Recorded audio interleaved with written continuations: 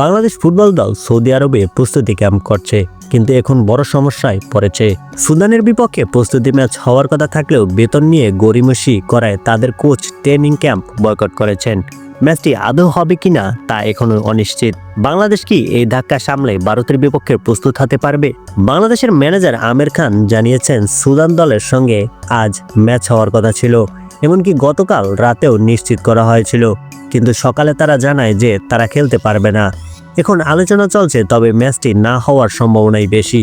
এদিকে স্থানীয় সৌদি ক্লাবগুলোর সঙ্গেও এখনও কোনো ম্যাচ চূড়ান্ত হয়নি।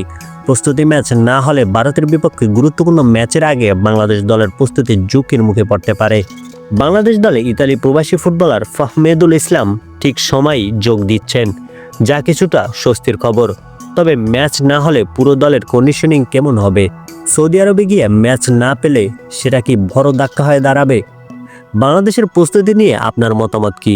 সুদানের বিরুদ্ধে ম্যাচ না হলে ভারত ম্যাচে কতটা প্রভাব পড়তে পারে? কমেন্টে জানান আপনার মতামত। ভিডিওটি ভালো লাগলে লাইক, শেয়ার ও সাবস্ক্রাইব করুন, কারণ আমরা নিয়ে আসছি আরও এক্সক্লুসিভ ফুটবল আপডেট।